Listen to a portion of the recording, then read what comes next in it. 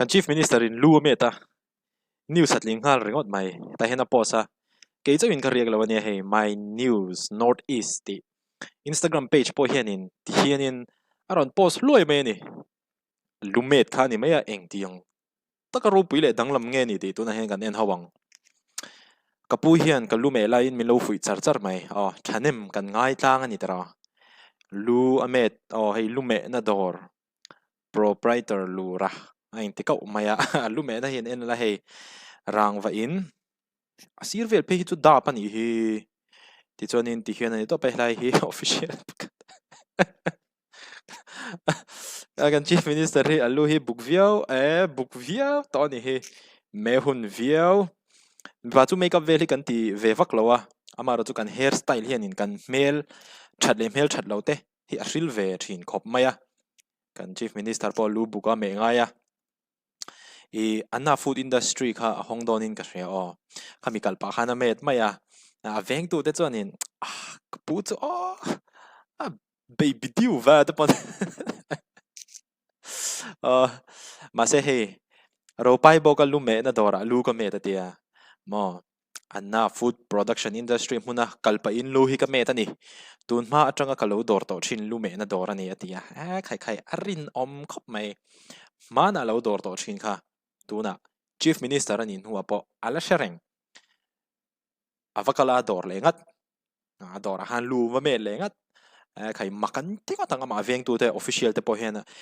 a hai zuinga pilot o manga chief minister car o manga chonin midang pon o manga he zuinga lume na dor zona ding thau chuk thau luwa me dai asia henin men don't betray their barber even after becoming chief minister ro la ti zui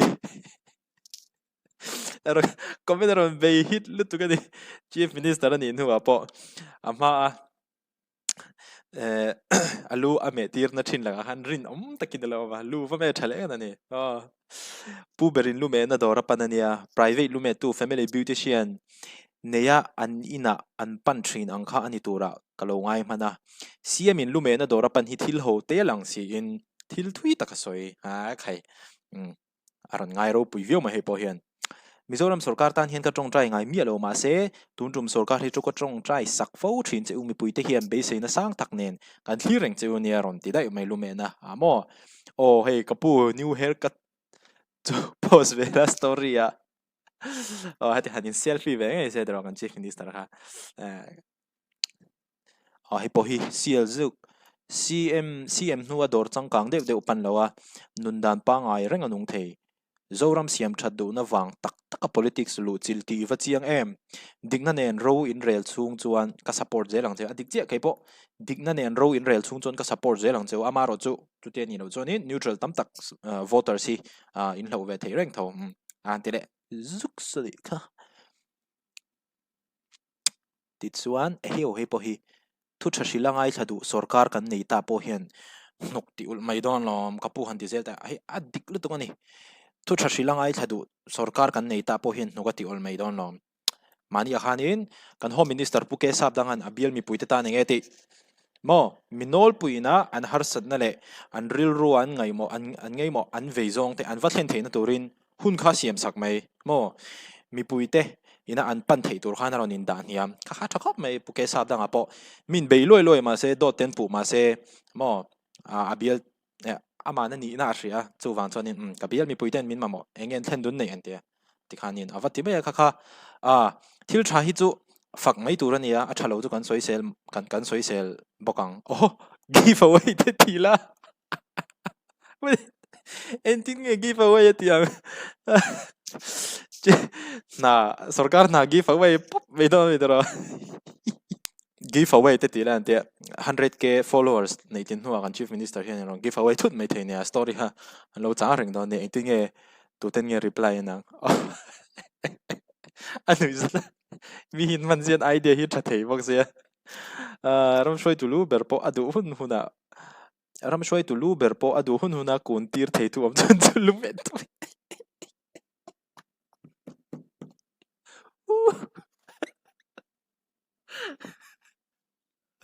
ani dikadi comment dik tak ani Ram kan ram shoi tu lu berpo adu pun na kuntir thai tu om chun lu met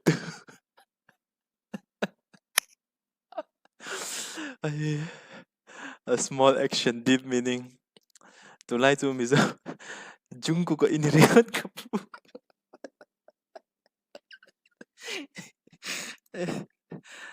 kai oh yeah. Never saw an honorable man do what he did in our entire land in Mizoram. It surprised me, but in a positive way. Heads off to our Alpha of Mizoram. May God bless his health, mind, and family. If the Chief Minister walks in front of us, our land is already heading towards a brighter future. In conclusion, he has never proven me wrong. English in ron bay na lutukani. He aron tia enge tildang omem on enzelang. No more roundabout discussions about a man's loyalty. This post prove it all. Mi hian ngai sang ni tro kan Chief Minister thar hi chu. Huiha. Wow, this is so great. Hey ngai ni kal phung thar chu. Ka ba ngai sang thri tak cha em. Sir ya account manage to hi chu ka ba. Class heavy metal. Nia kan Chief Minister kha ta sai to Instagram hi minan manage sak thin. Mo hai rom post ka kai. Class heavy metal mà sẽ post rồi motivate thì thôi kan Chief Minister hiền mo dripping for real tao bro is dripping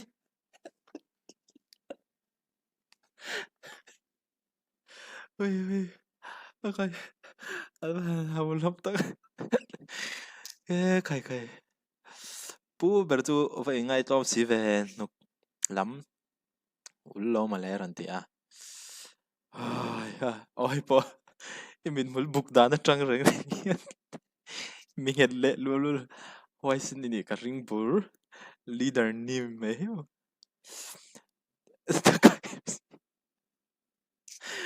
cái comment section hit thầy khóc mày loyalty rồi thế này arin khóc mày tao mà đã lu lâu mẹ sắc chín tu kha andor lệ sắc anh nhá ngày san lâu ya ni khó sắc tin yam si tum sang si Mipui ni ting thọ te hay chu bias wang po ni lawin dik ve khóc mày maro pui wang chia poron soi tho khóc mày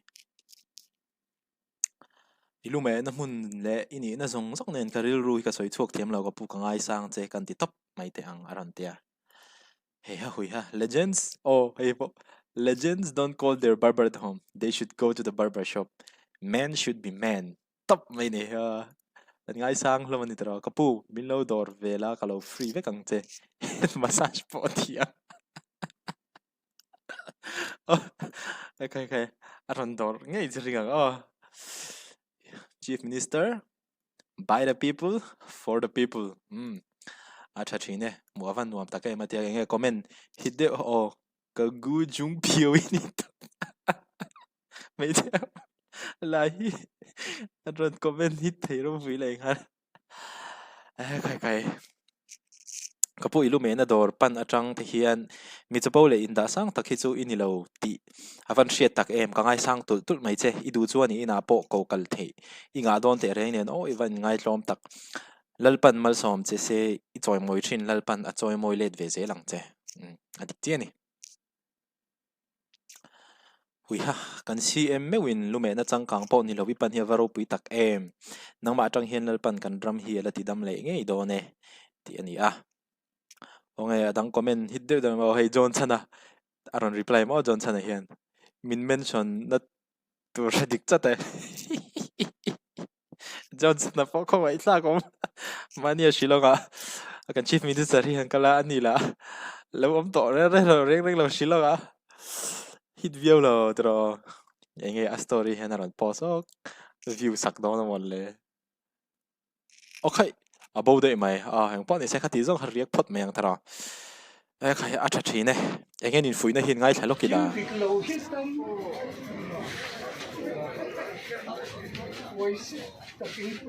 mala kan ron be ka je ka fi je machine ko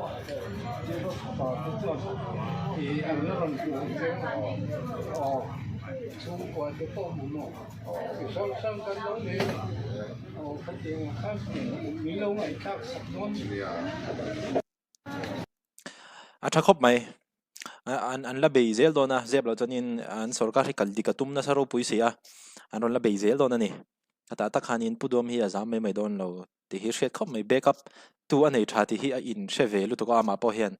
a tha e a ron riak ta tewani kha tero comment section ni ron be hit lom ro puisia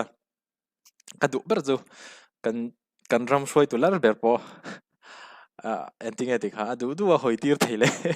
adu a kuna du a da tir lumet tu khani aga hit ber me di give away po hi ati nge nge kan chief minister tharni mana mo give away nge nge ngai ale